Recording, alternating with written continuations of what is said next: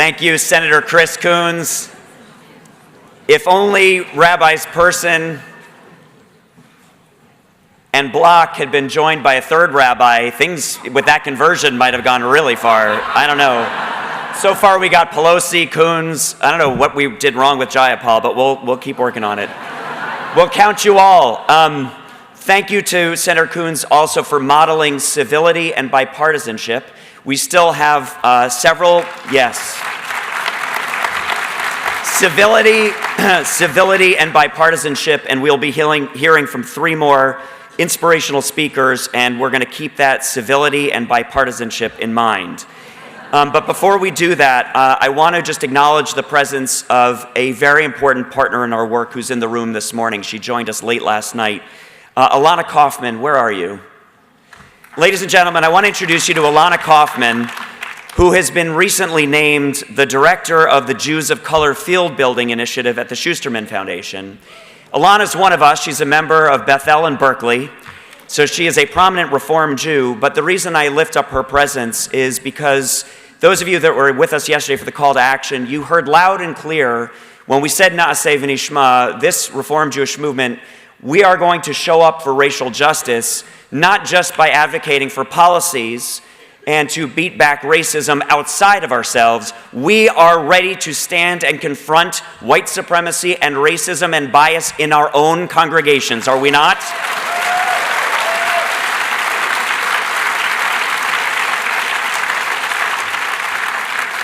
So Alana, we celebrate your presence here, but we celebrate also the work that you're doing and the leaders that you are cultivating and the partnerships that you're building, and we are blessed and honored that we are one of your sacred partners as you build on the great work of April Baskin, the Juvenation Fellowship, the JOC crowd that has been here with us at this consultation, who you're going to be meeting with a little bit later. And then we are very proud, one of the first projects of the Field Building Initiative has been to do a demographic study of studies to reveal the implicit bias and the undercounting of Jews of color systemically throughout the Jewish community historically.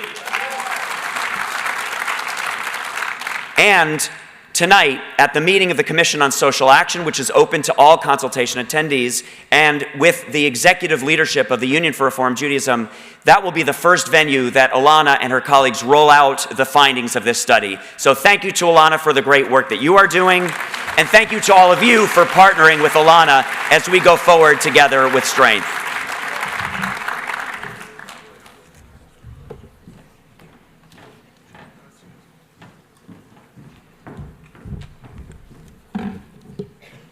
As a cantor and a Floridian, I take special pride in introducing our next speaker, Representative Ted Deutch. And that's not only because he co-chairs the Congressional Songwriters Caucus.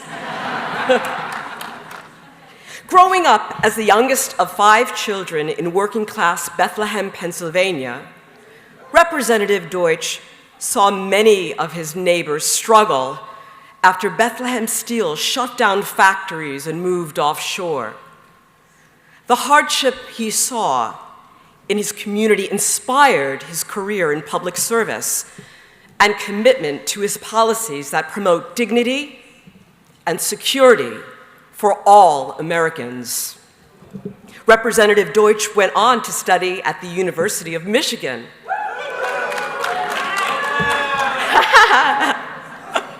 where he received both his BA and his JD degrees. But most importantly, he met his wife, Jill, and she soon after became a RAC legislative assistant. I think that we can all agree that Representative Deutch showed great judgment early on. Representative Deutch has taken the prophetic directive to do justice seriously. In the aftermath of the horrific massacre at Marjorie Stoneman Douglas High School in Parkland, he has become a tireless voice for sensible gun violence prevention legislation. He has also been a leader among members of Congress working to fight anti-Semitism at home and abroad.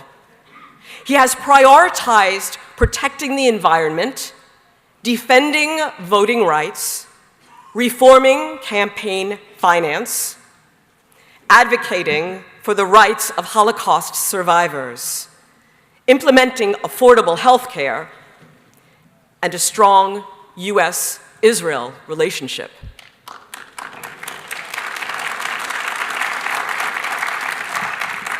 We thank you, Congressman, for your exceptional service and all that you do on Capitol Hill, and we are so pleased to have you with us this morning.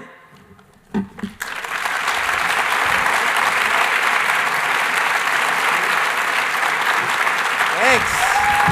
Good morning, everyone. Good morning. Thank you very much, Cantor, for that kind introduction. It's always great to be with fellow Floridians. I suspect there's some here. I have to say, there are, I'm just going to be perfectly candid because that's the way I am. I heard that the speaker had to rearrange her schedule, so I was going to be following, I thought I was going to be following Speaker Pelosi, which is always a daunting task, and I was really nervous about it. And then it turns out that she was here earlier. My good friend Chris Coons spoke before me. Everyone knows how smart he is, what a thoughtful legislator he is, how much he gets things done. He works across the aisle. But can we take a moment and acknowledge that he might be the funniest member of the United States Congress? So I've been trying out some new comedy material myself. I'm just kidding. Just kidding. I'm really honored to be with all of you. I want to thank everyone from URJ and the RAC, Rick Jacobs, and my good friend Rabbi Pesner, who has been such a good friend and ally and sounding board for me in the work that I do and that we do together. I heard that my wife Jill got a shout out. Jill worked at the RAC. As long as we're telling her whole story, that was only after spending her entire childhood involved in NIFTY. And as much mileage I can get out of my wonderful wife, I'm gonna own that. It was because of the work that Jill did at the RAC that I was privileged to get to know David Saperstein, who is not just an inspiration, but for all of us who fight for social justice. I think it's fair to describe David as a legend in this field, and we're all so grateful and honored to be in his presence.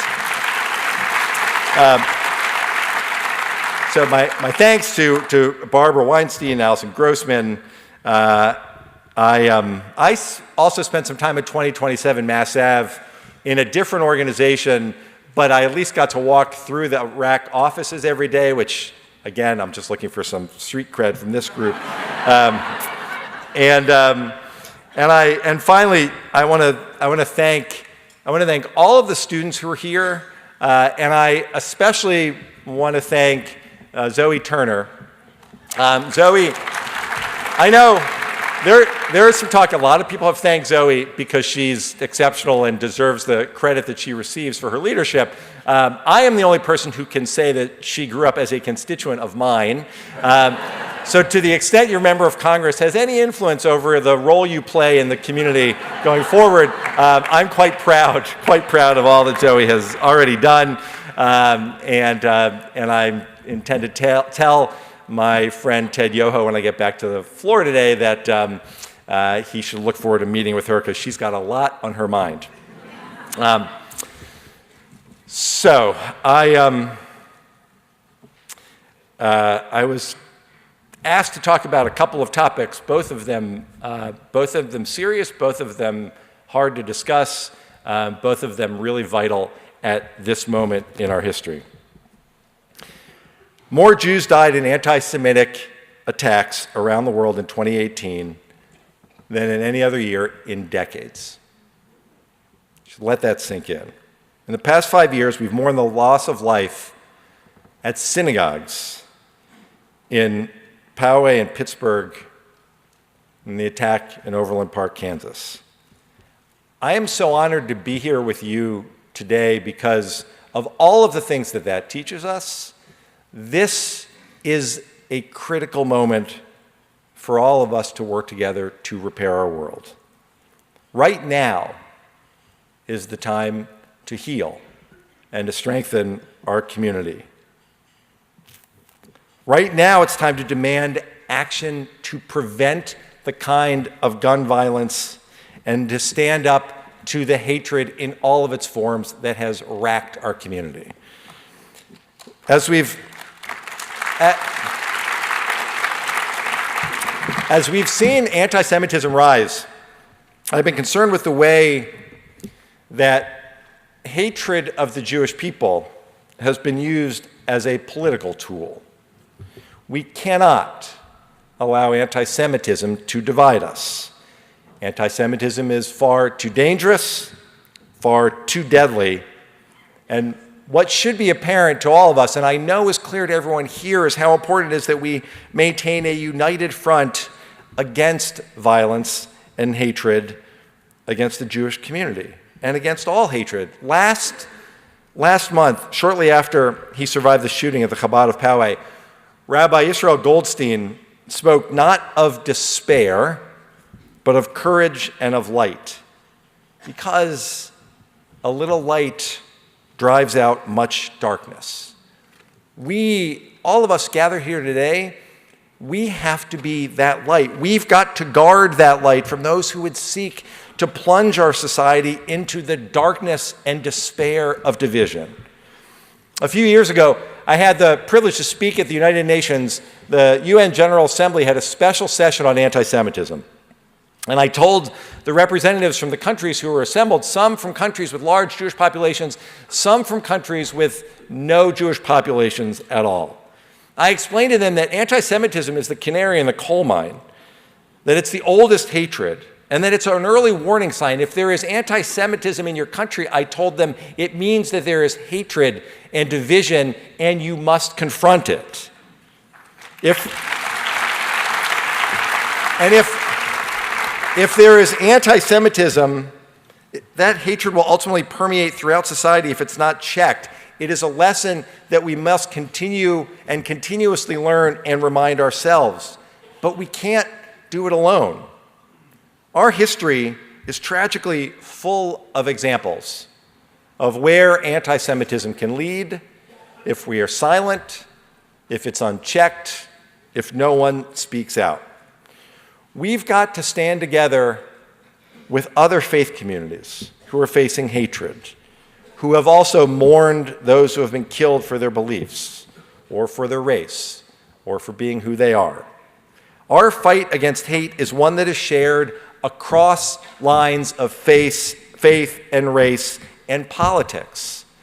We've got to stand up to anti-Semitism, and we've got to stand up to hatred, and we've got to be willing to do it wherever it lies, no matter how uncomfortable the conversations may be. We can't ever allow words or actions that potentially threaten our or other communities to simply remain out there without calling them out. Sometimes it's challenging. As a faith community and as a country, we're facing rising threats, and it is just too important that we not allow these threats to become politicized, that we not allow political division get in the way of what is in the best interest of our safety, not just the safety of our community, but the safety of our broader community, the safety and security of our society. As the representative of Parkland, Florida, I've seen how feeling unsafe can threaten to divide us. But we can't allow the polarization to silence the call for action, since that's a call that can ultimately save lives. We've got to stand together. You know, students from Marjory Stoneman Douglas understand the need for unity, and I would be remiss if I didn't also acknowledge, because I think he's here somewhere, my friend Ted Deutch from our community. I know Matt spoke on a panel yesterday. He is a passionate leader who has caused America and Congress in particular to take note of what needs to change. But I actually want to briefly read an excerpt from a letter that the Marjory Stoneman Douglas students wrote. It goes like this. When we started this project, there was only one thought on our minds: to leave a positive impact on the lives of grieving friends and family of the tragedy. Our thoughts are with you, our prayers are with you, and our hearts are with you. Remember, red, white, and blue never bleed, they blend. We stand behind you, we will always remember. That was a note written by MSD students, but it wasn't written after the tragedy in Parkland in 2018. It was a cover letter that the students of Marjory Stoneman Douglas sent with a book full of condolence messages and support written by young people from all around the country. And that book was sent to the families of Virginia Tech after 32 people were killed in 2007. 11 years later, the same horrible violence came to their very own hallways, the freshman building at Marjory Stoneman Douglas in Parkland. 14 students and 3 staff members were killed, and the pain and the anguish continued with those who took their own lives later. 17 others were injured. Countless others live today with emotional injuries, and the entire community will never be the same as it was. Not in Parkland, not in any community that has endured this. In the 15 months since the shooting, my mind frequently returns to the days immediately after.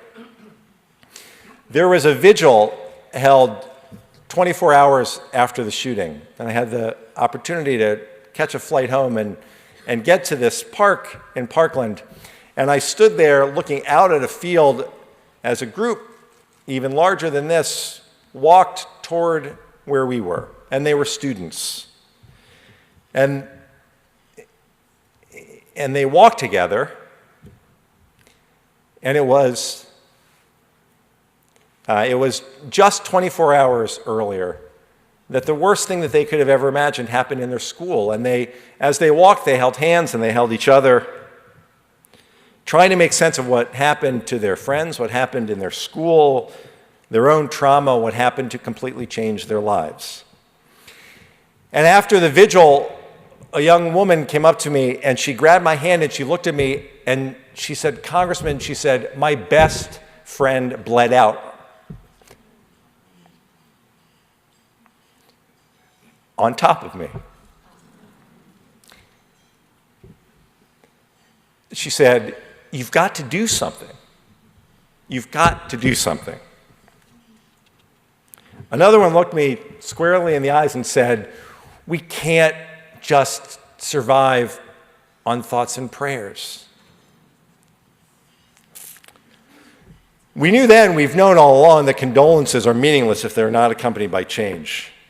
And what we've seen from this group, from this tragedy, the brave students at Marjory Stoneman Douglas High School, is that they set an inspirational example for all of us, for everyone in this room, for young people especially around the country.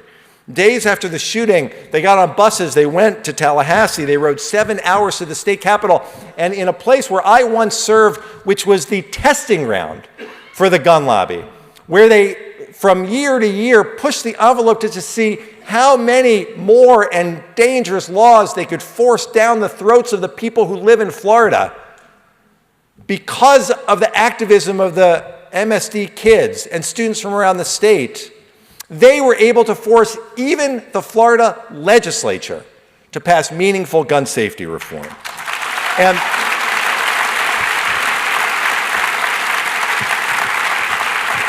And that was the beginning of their advocacy that would lead Florida to new investments in mental health, age restrictions on rifles, additional waiting periods on all gun purchases, and new procedures for allowing law enforcement to remove guns from dangerous hands.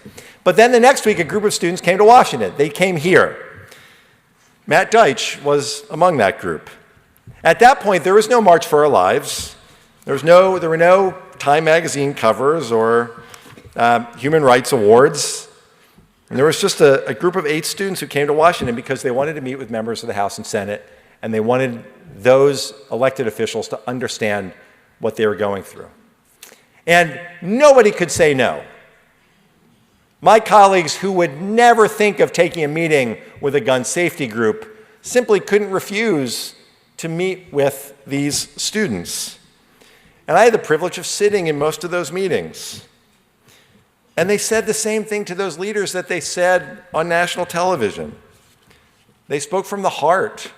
They talked about what they experienced, and they talked about what needed to change. We had a meeting with a leader of the House, someone in leadership, and after the students explained what it is they wanted, what needed to change in order to prevent these kinds of mass shootings, this leader of the House reached into his pocket and pulled out a copy of the pocket Constitution and flipped to the Second Amendment and explained that while he was sensitive to what happened and was very kind to these students, there were limitations on how much could really be done because the Constitution ultimately controls. At which point, one of the students reached into his pocket and pulled out his own Constitution and proceeded to explain to this member of the United States House of Representatives that, in fact, everything they wanted to do, the courts had already found was constitutional. It was just, it would save lives, and they would not be deterred.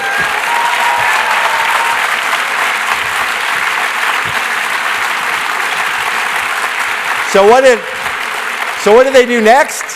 They went out and they traveled around the country, and they helped flip congressional seats from NRA-endorsed candidates to those who proudly vote for gun safety. They delivered a gun safety majority in the House of Representatives that passed H.R. 8, universal background checks. And it's the tragedies in Parkland and Blacksburg and Newtown and Las Vegas and Pittsburgh and Poway and Thousand Oaks and Orlando and the everyday gun violence that they are speaking out about.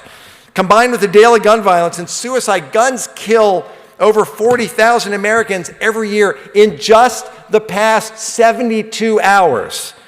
From Friday, May 17th to Monday, May 20th, there were 307 incidents of gun violence in America, not including suicides.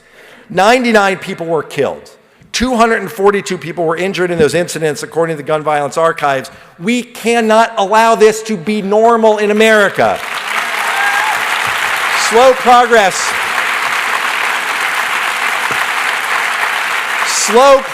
can be frustrating when lives are on the line, but we can't forget the accomplishments of this movement so far.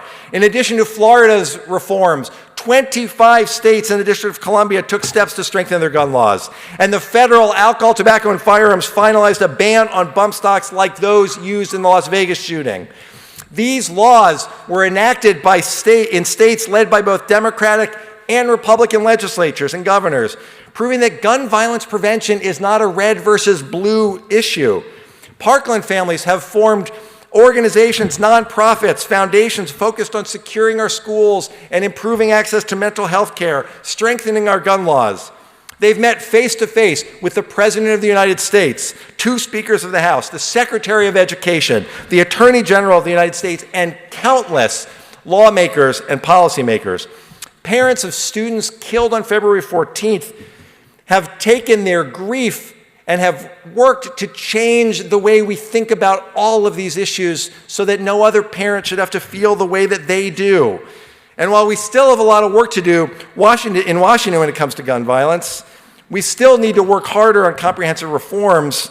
At least now we're fighting for these changes with a whole lot of new colleagues that were sent to join me who support our efforts to bring gun safety to this country. And finally,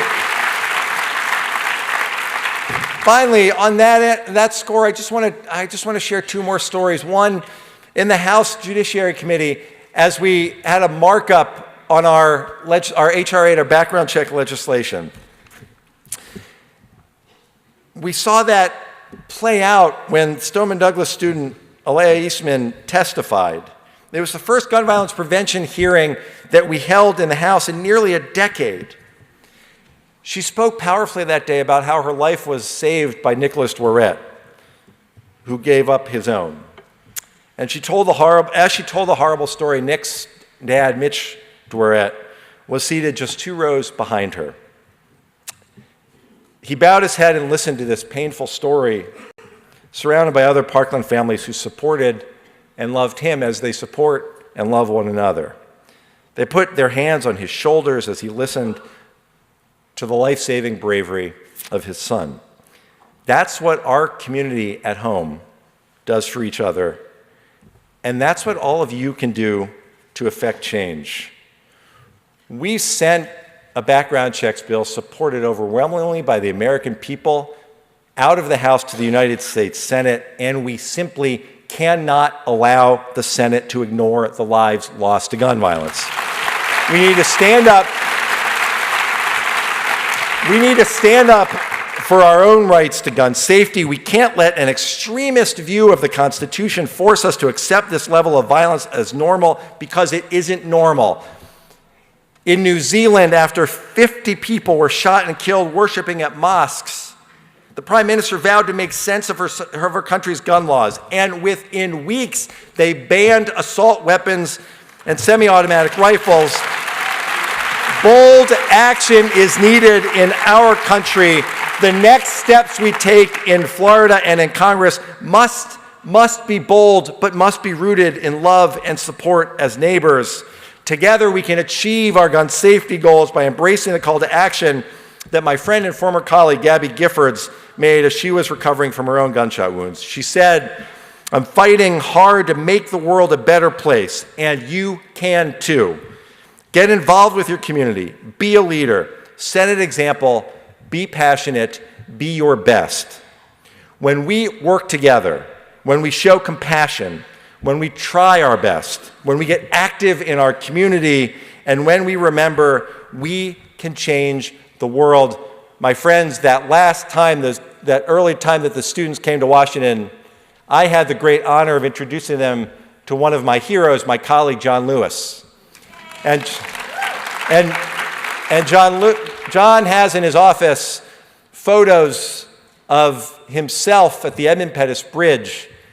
And as he had a staff member show these photos to these students, one of them with a photo of a club about to hit John's head as he bravely marched for civil rights, he looked at these students and told them that what they were doing would not be easy, would take time, but if they remembered why they were doing it and they were true to themselves and always honest about what they wanted, they would succeed.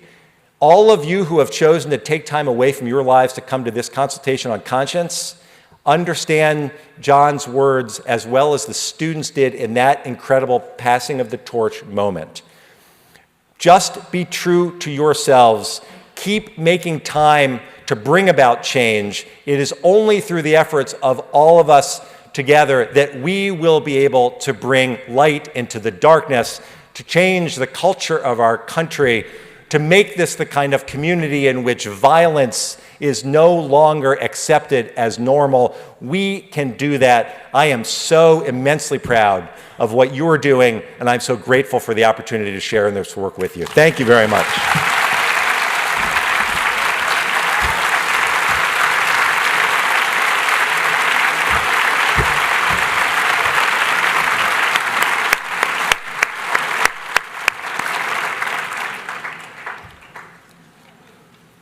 Good morning, friends. It is my honor to introduce our next speaker. As the Special Assistant to the President for Legislative Affairs and a committed Reform Jew, Paul Teller comes to us from the opposite end of Pennsylvania Avenue than this morning's other speakers. but he is definitely no stranger to Congress. Prior to joining the Trump administration in 2017, Paul was a top congressional aide for many years, named by roll call in 2012 as one of the top 50 staffers on the Hill. He served as the chief of staff to Senator Ted Cruz from my original home state of Texas, as well as the executive director of the Republican Study Committee. Paul is a close friend of Rabbis Jonah Pesner and Jonathan Roos, and a member of the Temple Sinai franchise here in Washington, D.C. I applaud his choice of congregation as the rabbi of Atlanta's Temple Sinai. Testament to the influence of the Religious Action Center, his daughter participated in this year's Litaken seminar as part of her confirmation class. You know, friends, in our reform movement, it is essential we celebrate a diversity of views and that we never forget that value. The diversity of views, both political and otherwise, within our congregations and within our communities. As has been the case for decades, we remain firmly nonpartisan and we seek out opportunities to work together on issues of common concern with all of our elected officials, regardless of political party. Late last year, for example, we worked diligently and collaboratively to achieve passage of the bipartisan First Step Act, legislation that, while not perfect, will begin to address some of the significant shortcomings in our country's criminal justice system, including greatly needed prison reforms and some of the flaws in mandatory minimum sentences.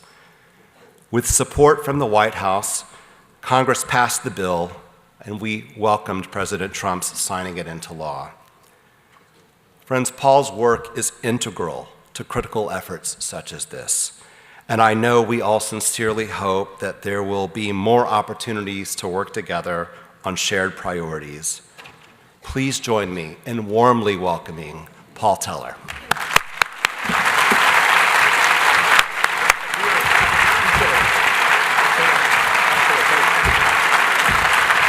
Hey guys.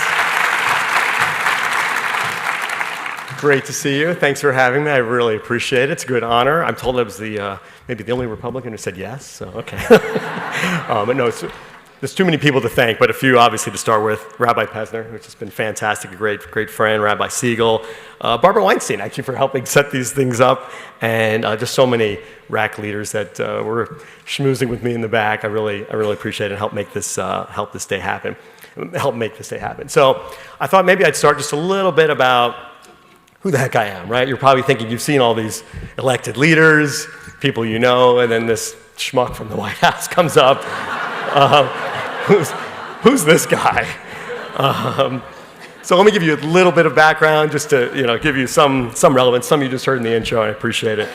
But I guess you could just say I'm a New York Jew. My grandparents, all four grandparents, were born in the Bronx, which is unusual for someone my age, 48 years old. Usually at that generation, the grandparents, at least some of them, came from Europe or something like that. That previous generation, we understand, came from Hungary, Poland, Germany, Russia, something like that. Austria, borders changed, we're not quite sure, and I haven't done my Ancestry.com yet, but all four grandparents from the Bronx. Both of my parents, also born and raised in the Bronx, Yankees fans. My folks moved with me to Queens, so until I was 6, I lived in the shadow of the Throgs Neck Bridge. And then we moved out to Long Island, Plainview, Long Island, if there's any Nassau County people here. Okay, there we go. Bar mitzvah in Temple Beth Elohim in Old Bethpage. Many of you know Bethpage via golf, but for me it was Temple. And my wife, actually, Maxine Teller, we didn't know each other, of course, at the time, but she was right across the Long Island Sound growing up in B'nai Israel, Bridgeport, Connecticut.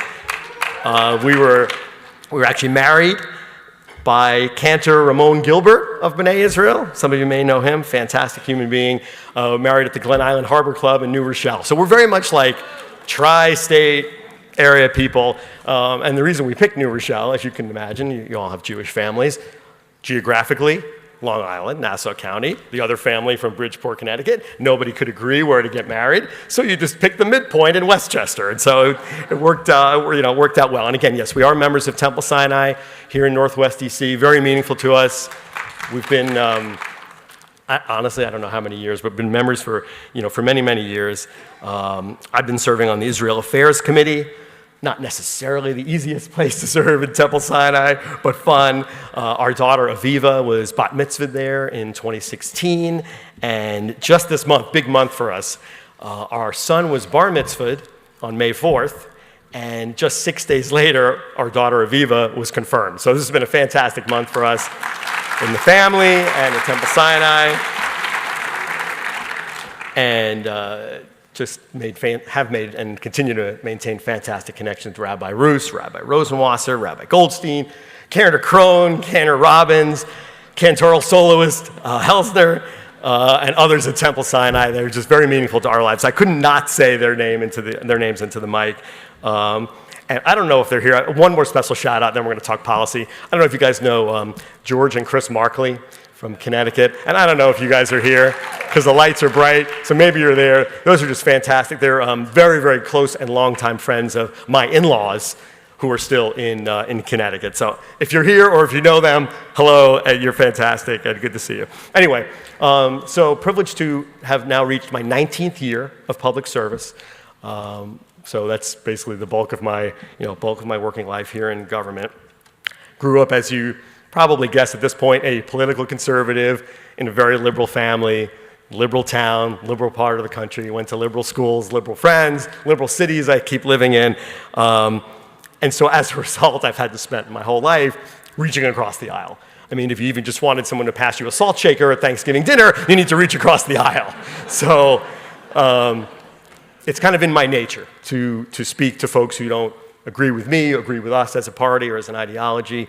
It's something I not only have always, again, had to do, but frankly, enjoy doing, because I think it's enjoyable, frankly, but also productive to find areas of agreement. And I think maybe that's why I was asked to come today, because of that role that I've taken on in my life, but also, frankly, in this current job. So I'm in the Legislative Affairs shop, which is in the East Wing of the White House. Most people have heard of the famous West Wing. I'm on the exact other side. They put us there because it's closer to Capitol Hill. We're constantly going to and from Capitol Hill, so they put us on the east side, so the drive's a little bit shorter. We, as a Legislative Affairs shop, we reach out to all members of Congress. Every single member of Congress has one of us as a liaison, Republican, Democrat, conservative, liberal, everybody. And I've been given the task of, on the House side, reaching out to some of the more conservative House members. Makes sense, given my history. On the Senate side, it's interesting, though. I do reach out to some of the more conservative senators, the Ted Cruzes of the world who I used to work for, or Rand Paul, Tom Cotton, Mike Lee, those folks. But also, some of the most liberal senators are also in my bailiwick, if you will. Booker, Gillibrand, Menendez, Sanders, Warren. Most of those folks are running against my boss. But it's the reason I think I was given those as well is I have built connections across the aisle over the years. And in some strange way, what I've also found is liberals and conservatives very often can find common goals. Sometimes you're coming from different places, but you get to a very similar place. And so when I was chief of staff for Ted Cruz, I actually made some great connections with chiefs of staff for very liberal senators. Perfect example, Senator Gillibrand of New York has an initiative with Ted Cruz on combating sexual assault in the military. So there was kind of a left-right alliance, and so we got to know that office very well. Also, a place called the Pew Charitable Trust deliberately works to have events and brings together liberal staff and conservative staff and Republican, Democrat, whatever your ideology. And so you just get to know people as people. And so as a result, I got that assignment as well, and it's been very productive and very rewarding. So given all of this, I just wanted to highlight a few things where I think liberals and conservatives, Republicans and Democrats, have worked together already. Like we have already some record of success. I know the media doesn't always portray that. It's not as sexy to talk about people getting along, but we have. And just note a few areas where I think we can in the future collaborate and get along. And by future, it could be tomorrow, this week, next month, next year. This is stuff we could be working on right now. We were laughing about this backstage that my mom tends to do this with me as well, try to find those areas of agreement, because, you know, we're very different, and we have a fantastic relationship. But she voted for Jesse Jackson for president in the 1984 New York presidential primary. When I was, you know, this Reagan Republican, a 13-year-old at the time. So that's kind of where we stand, where the household stood. So she's always looking. So she'll say, you know, we do weekly calls now, and she'll say, "Can you believe such and such just happened?" I'll be,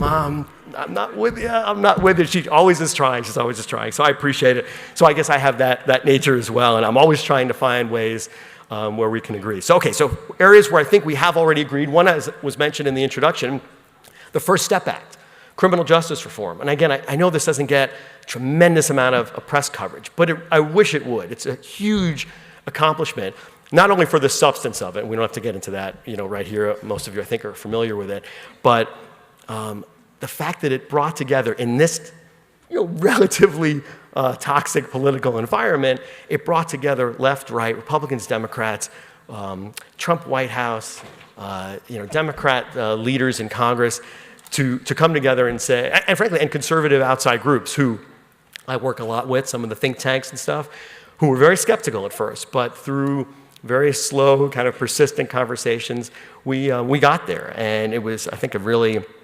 important victory. It had a faith-based element, as you know, which is also very important to this effort. We just kind of said most people in the federal prison system are going to be released at some point, right? Most will not die in prison just based on their sentences.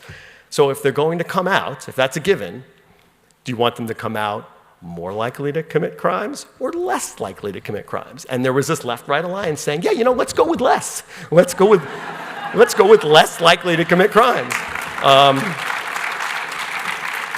And so that was just a, you know, huge victory. I think everyone in this room and all involved can take credit for. Other areas of agreement. I know this has been mentioned, a topic that's been mentioned a lot in your last couple of days and even this morning as I was backstage, but anti-Semitism. That is something that there's been a left-right, Republican-Democrat alliance forcefully condemning it wherever we can, passionately seeking increased security assistance for houses of worship, and frankly, also a left-right alliance in pushing to get a U.S. envoy for anti-Semitism, which I think is an important slot that needed to be filled and was filled. And again, that was a left-right push, so I appreciate it. So some future things that I think we can work on. I hope I'm right. If I'm wrong, you can throw the tomatoes and such, but some things where I think we can collaborate. One is, you know, ongoing help combating anti-Semitism. I think there's no question that there's obviously more to do on that. We could use your ideas on things that we could do when it does happen, to prevent it from happening, to condemn it even more forcefully from wherever it comes from, including the halls of Congress, obviously. We could work together to strengthen Ilan Carr, who is that new envoy. And frankly, and this is something I've done also in my outreach, is build alliances with evangelicals, because I've found that the evangelical Christian community, frankly, just loves us. They love Jews, and they hate anti-Semitism, and they hate anti-Semitics. And so this has been my experience. So I think building alliances with them would help in our, in our shared push to combat anti-Semitism. Another thing we can work on together is, you know, a lot of times in this town, you work so hard to pass legislation, and then you just kind of forget about it. I think we should not forget about the First Step Act. Let's make sure, let's work together, it's implemented properly and completely and correctly. And to highlight it when something goes right. In other words, if there is a prisoner who was, you know, unjustly either imprisoned at all or was just in too long for relative to the crime, and that prisoner gets released because of the First Step Act, let's cheer that. Let's celebrate together. Bipartisan, left, right. I think that's something that is important to do because, let's face it, and this is true in our families, right? This is true in our friendships. If you like something and you praise it and you cheer it, you're going to get more of it, right? So if we have bipartisanship and we're constantly praising it and reminding folks of it and pointing to the good things that are coming from it, we're going to get more of it and good areas of action. And given that, we need a Second Step Act. I have a feeling most folks agree with that the First Step Act, right, was named accordingly. It was a first step. And I think everyone, left and right, felt that it was a good first step. It was not everything. There's more to do. And so there's already conversations within the White House, within Congress, with outside groups left and right, on what could be a second step. And we'd love your ideas as appropriate, but it seems like we could maybe look into solving problems related to housing, education, employment for folks once they get out of prison, right? And it's that same logic, right? It's the same logic. If most federal prisoners are going to come out at some point in their life, most are not going to die in prison, do you want them to come out, unable to find housing, unable to find a job, and can't get educated? Or, right, should they be productive contributors to society? And so I think we can, left, right, agree on that. So we'd love your ideas. We'd love your collaboration. And look forward to that. Last few points. I know you guys are running late, so I'll keep it short. But just a few other things I think there could be a left-right alliance on in many areas. I think this may have been mentioned by Speaker Pelosi, but infrastructure. That's something the president has mentioned. Again, I think Speaker Pelosi mentioned it. That shouldn't be. I mean, look, the money is going to be tough, right? Anytime you're increasing spending on the right, there's going to be problems. On the left, it depends what you're spending it on. There's going to be problems. I'm not saying it's the easiest thing, but I think there is a way to find common ground there, to find collaboration, to fix crumbling infrastructure around this nation, to catch up with other nations. That's something we're going to be working on this year through the Legislative Affairs Shop to see if there is some sort of agreement on infrastructure. Another item, there's maybe two items within one subheader: trade. USMCA is the fancy Washington acronym for something we're working on a lot, the United States-Mexico-Canada Agreement, the big trade agreement that right now we're working on to replace NAFTA. So that's basically the North American Free Trade Agreement that would be replaced with something that, I'm looking at my notes here, would, according to the International Trade Commission, increase growth in America by $68 billion per year and increase jobs by about 175,000 per year across sectors. I was reading the report. And I mean, whether it's services, whether it's manufacturing, you name it, there's something in this agreement for you. And what we're finding, although on its surface it's a Republican agreement, a Trump agreement, we're meeting with Democrat offices, not particularly very publicly, but we're just sitting down, and many are very thrilled that we're showing up just to talk about this agreement, and we're actually finding very, very positive response. And so it's not a done deal. We've got work to do, and there's more that we could work on together. But we're seeing from Democrats and Republicans from all parts of the country, let's pass this agreement. Let's get even better trade rules in place. Tear down some barriers that are impacting folks north, south, east, west, and everything in between in America. So that's one area. And then also, again, within that trade header is a China trade agreement. That's obviously been in the news a lot. The president felt like we were very close. The Chinese apparently took a few steps backwards after taking a few steps forward. Still negotiating. We are absolutely committed to getting a good deal to correct some of the wrongs that, I think there's a left-right agreement that China has been inflicting not only on us economically, but on its own people in human rights ways. So I think there's collaboration that's possible in China trade as well. So, it's not everything, it's not every issue, but there are areas where we can ally, and it's something that we work on every day. These aren't fringe issues to us. In fact, I would say if you asked, and we did ask actually backstage, we were talking, what are some of the biggest things that you guys are working on in the Legislative Affairs Shop right now? And I said, honestly, one of the biggest things is trade. So these issues that we are talking about, where there could be left-right collaboration, are central to what we're working on. And we're not just saying it, we're not just hoping for it, we are doing outreach personally, in person, sitting down, human to human. And like I said, I know that is not very attractive to journalists. They don't like to, breaking news, parties working together. It doesn't work, I get it.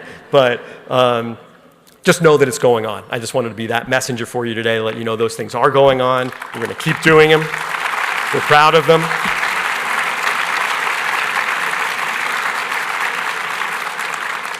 And with that, I think I will leave you, but I just wanted to say thank you. Feel very honored to have been thought of as a resource. I hope you will continue to think of me as a resource as your Reformed Jew in the White House. And any time I could help in any way, I'd be happy to. So thanks so much. Appreciate it.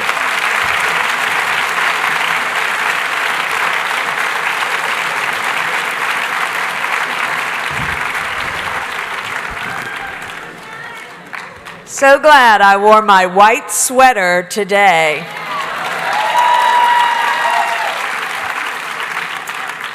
Over the past several weeks, we have watched as state after state has passed onerous, medically unfounded, and unconstitutional restrictions on reproductive rights. Georgia, Alabama, Kentucky, Mississippi, Missouri, just to name a few, are working to curtail the right that every person must have to make decisions about their own health and reproduction.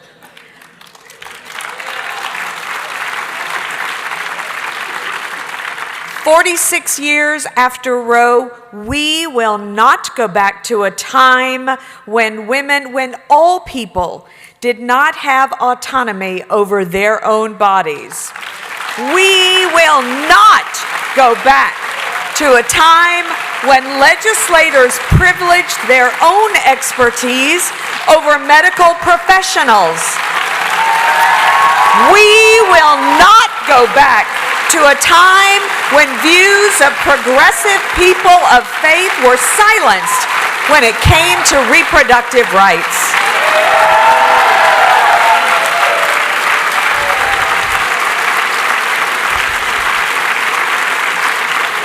As we look around at what is broken in our world, we know that this moment demands our presence and our voices in the work of ensuring reproductive justice for all. In this work, we are blessed by the partnership of Representative Kim Schrier of Washington State. Not only is she a newly elected member of Congress, she is also a pediatrician. An actual legislator with medical expertise who knows that the floor of the legislature is no place for policies about intimate medical decisions to be made. As she tweeted last week, abortion must remain legal. As a doctor, she said, "I find the notion of jailing doctors for performing a safe, legal, and common medical procedure abhorrent."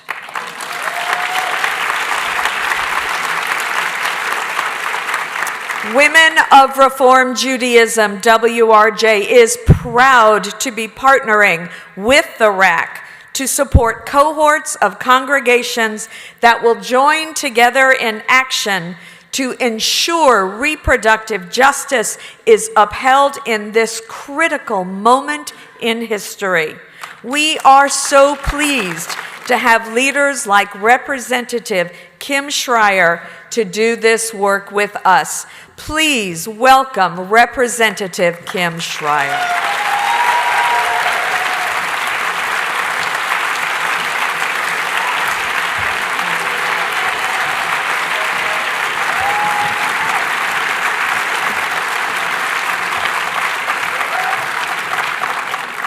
Wow, this is a big crowd. And I'm new at this job. Thank you, Susan. Thank you, Women of Reformed Judaism. I am one of you. I heard that Nancy Pelosi was wearing white this morning. You've probably caught on to a little bit of a trend. We are wearing white because today is the 100th anniversary of the House passing the 19th Amendment.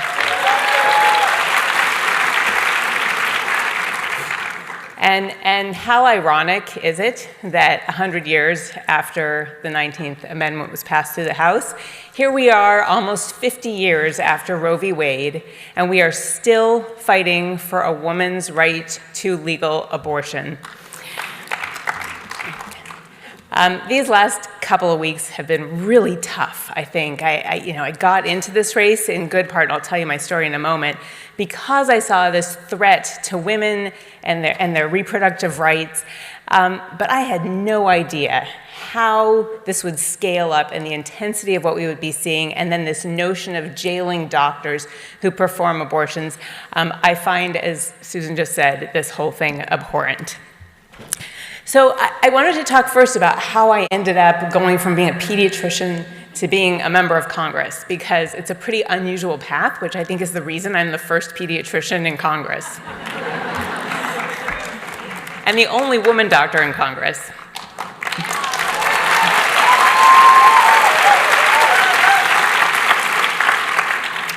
I was happy pediatricianing. I figured I would do that for my whole life. And then one day I would retire and teach other people how to pediatrician. And then the 2016 election happened, and I know, because I know this group, that it hit you all the way it hit me, like a punch in the gut. And I suddenly saw my country turning into not the country that I wanted to raise my child in, and not the country I wanted for my patients. And I did what a lot of you did. I marched in the Women's March. I took my 8-year-old son with me and said, this is just one of those times in history. You're coming with me, even if it's raining. Seattle. And we marched in the rain. And so I joined the resistance movement, and I did what all of you did, I'm sure. I marched, I rallied, I called my congressman on almost a daily basis. I got my daily alerts on the watch. And then when that first Trump Care bill came out, and just a reminder, age tax for people over 50, not covering people with pre-existing conditions, prices would go up for people with pre-existing conditions, and defunding Planned Parenthood. I went with 3 other doctors to my Republican congressman's office. And we decided to be very efficient. We each took kind of a part of that. And my part was, you can't defund Planned Parenthood. That would be a tremendous mistake. They tried it in Texas. The next year, they had a 27% increase in unintended pregnancies. This would be a mistake. If you really want to decrease the number of abortions, the way you do it is by doubling down on your funding of Planned Parenthood.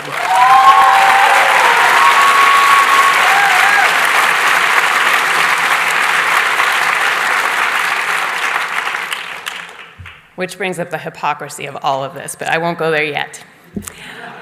So 2 days later, my representative voted for Trump Care, and I decided, with the help of a dear friend since age 2, who pulled the Jewish card on me and said, if not you, who?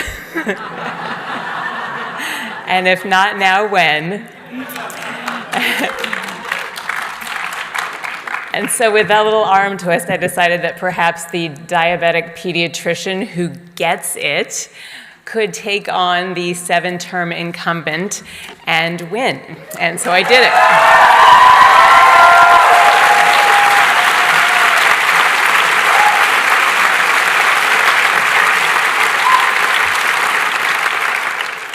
So here I am as a pediatrician talking about women's health care. I'm not an OBGYN, but I have to tell you that reproductive rights are very much a part of what a pediatrician does. You see, I see girls up to age 21. And so barely an hour goes by when I'm not talking with somebody about safe sex, Plan B, birth control. You gotta use condoms with the pill because it's not 100% effective. I have these conversations all the time. And I wanted to tell you about a patient of mine, also, by the way, a Jewish girl, who came in to see me when she was about 16. She had had that conversation with me about the birth control pill and condoms, but only half of that conversation really sank in. And she came in with her mom, somewhere between 6 and 8 weeks pregnant. And her mom came in with her, very supportive. told her own story about how this had happened to her at some point, and that her mom had an abortion, and she wanted my patient to feel comfortable making whatever decision, but kind of gave that permission, like, I won't judge you if you decide to do this. Well, it turns out that my patient, I keep almost slipping and saying her name, that my patient had just seen a billboard days earlier about heartbeat. You know, those really manipulative billboards, the ones that show this cute little baby and talks about a heartbeat at 6 weeks, that are put up by these fake pregnancy clinics, which, by the way, outnumber real health centers 12-1 in this country. They are there to manipulate young women, to make them feel guilty, to give them this sense that a heartbeat somehow confers humanity or a soul. And the reality is that I can tell you that at the University of Washington, they've got myocardial cells in petri dishes that beat, because that is what myocardial cells do. And so when those differentiate into what will at some point become a heart cell, that electrical activity is perceived as a beat, and that is the manipulation. And so this girl, because of this billboard, decided to have an abortion, to keep the baby. And the decision is hers, of course. I mean, that's the whole point, is that women get to choose. But she was manipulated, I believe, into this decision. And there were so many things wrong with this. I mean, one is that not everybody has access to 100% effective birth control, which is the IUD and an implant. One is the manipulation, another is the fake clinics, and that women are susceptible to this. And her story is a really good one. I mean, she had an incredibly supportive family. She ended up marrying the father of the baby. They had a ton of support. She did finish her education, but that is the exception to the rule, because most young mothers do not have that support system. In most cases, the father of the baby takes off immediately. Most do not finish their education, whether that is high school or college or beyond. Most end up in poverty. Most of the children end up behind in schools and involved in the criminal justice system. And that is the tragedy of all of this, is that when women don't have control over if and when they have a child, it sets their lives on a different path, and that is why women must have the autonomy over their own body and the ability to make this decision.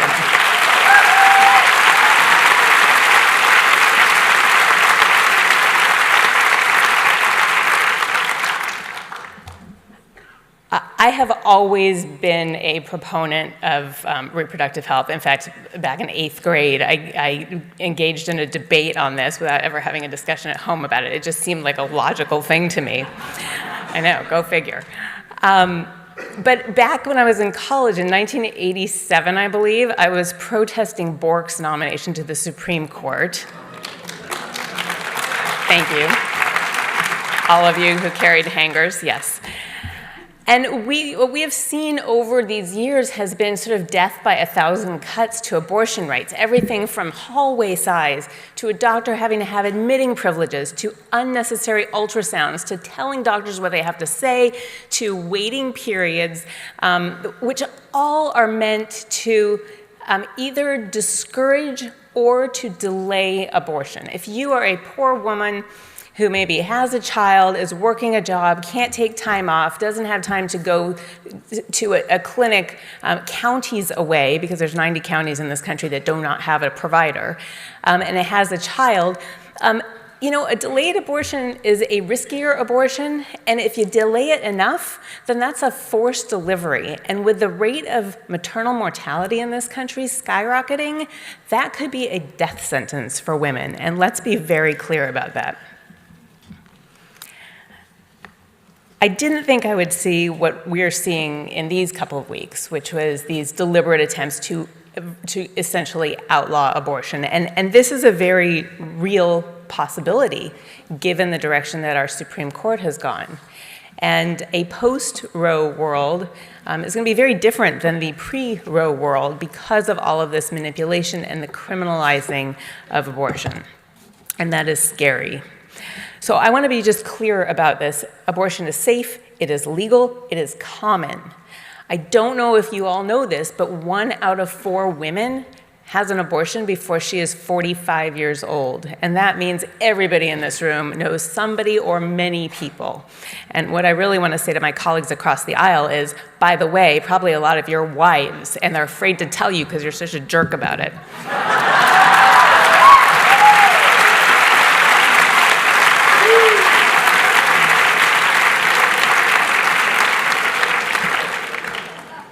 And that wasn't written, it just came out.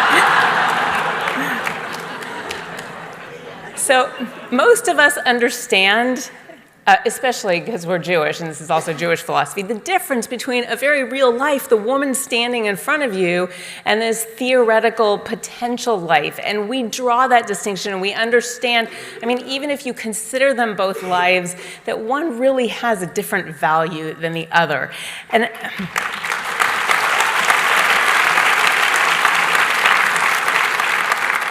And putting restrictions on abortions, it doesn't make them stop. It just makes them more dangerous. And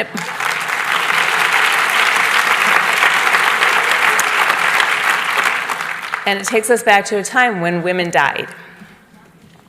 So, this is a very deeply personal decision. And it becomes even more personal when we talk about late in pregnancy abortions, which is a whole other topic that my colleagues on the other side of the aisle love to dwell on. All of 1% of abortions happen after 20 weeks of pregnancy, and all for devastating, horrible, fraught situations where either the mother's life or the fetus's viability is in question.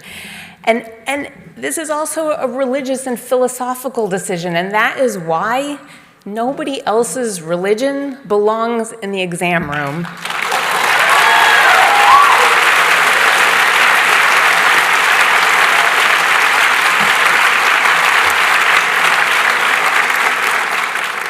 And frankly, it's why politicians don't belong in the exam room either, and certainly not Donald Trump. So I consider it my job, just like with my patient, to support a woman with whatever choice she makes, because I trust women to make the right decision.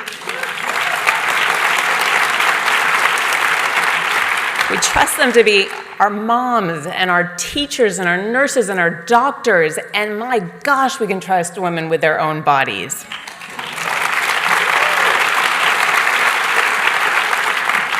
And frankly, if a woman decides to have a baby, then you know what? I support her in every way, and that is why on our side of the aisle, we want affordable daycare. We want universal preschool.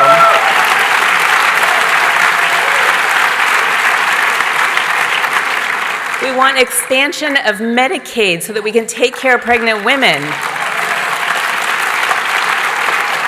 We want children to have health insurance. We want universal preschool. We want to fully fund our public education system. I mean, in short, we want to give every child their best shot at life, and I believe that every child deserves to come into a world, into a family that is prepared to love them, and into a community that supports moms and dads who have children.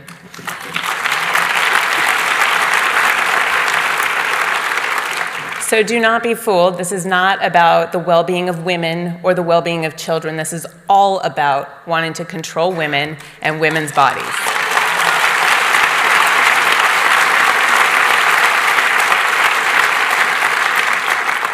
So as the one woman doctor in Congress, I will take this on fiercely.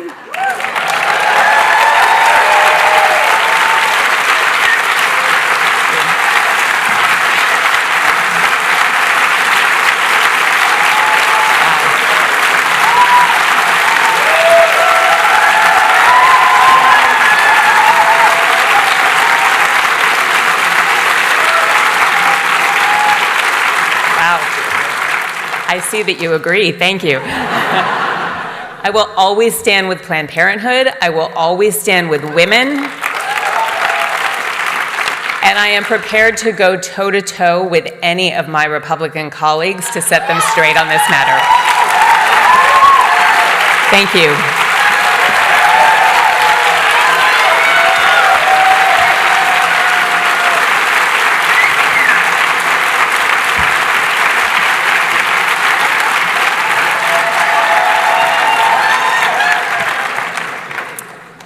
morning. My name is Allie Carpel, and I am the RAC Legislative Assistant covering reproductive rights. As we just heard from Representative Schrier, reproductive rights are under attack in states across America. In Alabama, in Georgia, Missouri, Arkansas, Tennessee, Ohio, Mississippi, Kentucky, the list goes on. 200 years of hard-fought progress towards reproductive justice are being undermined right before our eyes. As Reformed Jews, we believe strongly in ensuring each person has agency over their own body.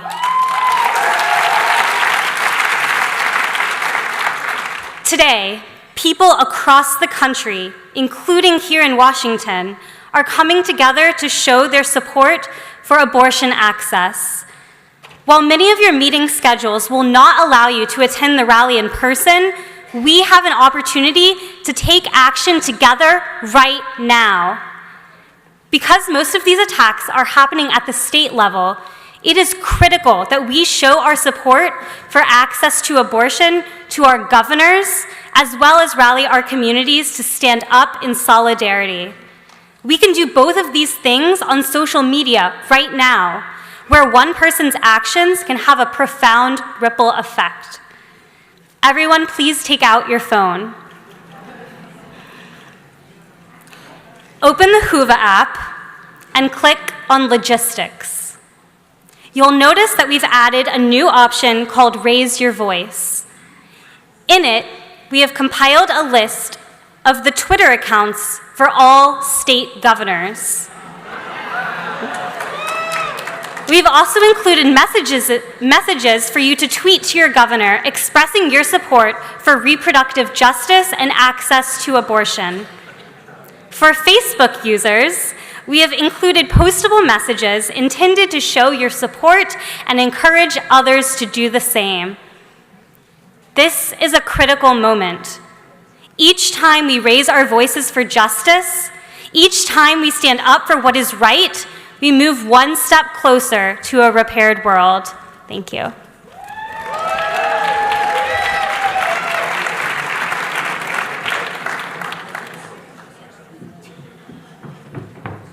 Allie Carpel!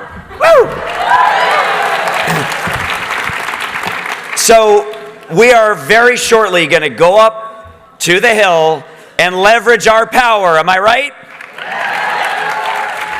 And we know that our power is only as great as the leaders of this movement who mobilize and organize and build the network of relationships in our congregations, communities, and constituencies to be able to be that 2 million person strong force in our state capitals and on Capitol Hill.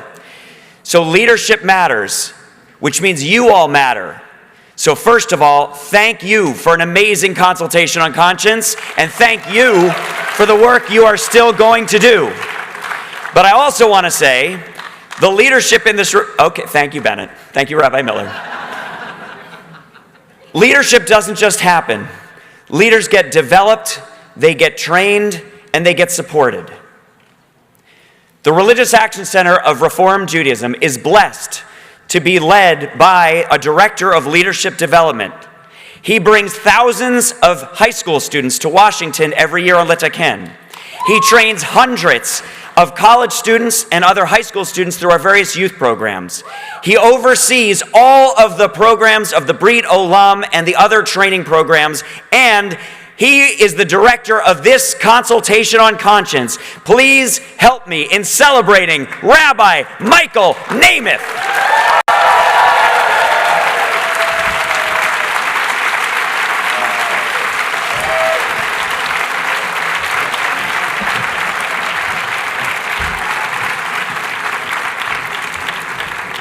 Coming onto the stage now is the incredible team that has come together to make this consultation on conscience possible. And you'll notice that there are some familiar faces and some new faces, because regardless of where they may be during the year, they're here now. Regardless of what staff officially they might be on, they are here now.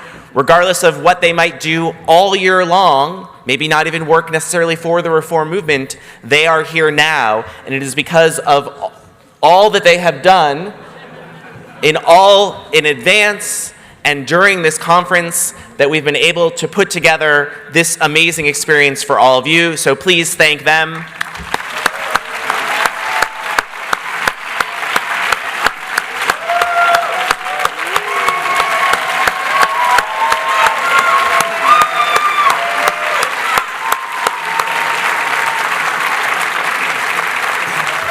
I'm going to invite our leadership team, those folks that were on those monthly calls, to take a step forward so we can especially recognize you, our leadership team. If you led an area, Sandy, Ben, our leadership team.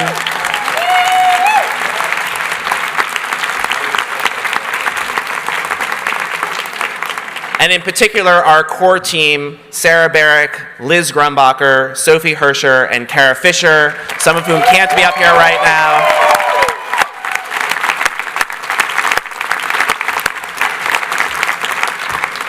Thank you to all these people on the stage, as well as to some people that are not able to be on the stage because they are still working and helping to make this possible.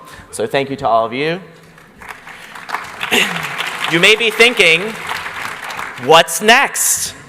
Well, as we spoke about yesterday, the Brito alum and the deepening of your community's engagement with the Brito alum is in the future. But wait, there's more. If you've enjoyed your experience here, I hope you'll also join us at the URJ Biennial, December 11th through 15th in Chicago. As you know, the Biennial is the largest Jewish religious gathering in North America, bringing together more than 5,000 attendees for 5 days of learning, prayer, and song. During the Consultation on Conscience, you've learned from amazing teachers about key topics and skills to strengthen your community's justice work. Participants at the Biennial will be able to participate in a social justice learning path or choose from over 100 workshops designed to support your work as a Jewish leader. As a 2019 Consultation on Conscience attendee, you will receive an email in about 3 weeks with a special offer. It will be inviting you to be part of the first group to register for the Biennial Flash Sale, something brand new this year. Registering early does not only guarantee you a space, but at a lower price as well. And remember, in 2017, the Biennial sold out, as did this conference this year, so register early and often. We are going to Chicago. Raise your hand or your voice if you're here as part of a delegation. Or if your congregation brings a group to Lataken. In both places, the experience is enhanced when it happens as part of a group. When you're part of that delegation, when you're part of that community, you know how much it takes a great experience and just raises it even higher. Let me tell you, friends, the Biennial is no exception. Come to the Biennial with others. It will increase the experience by 5-fold.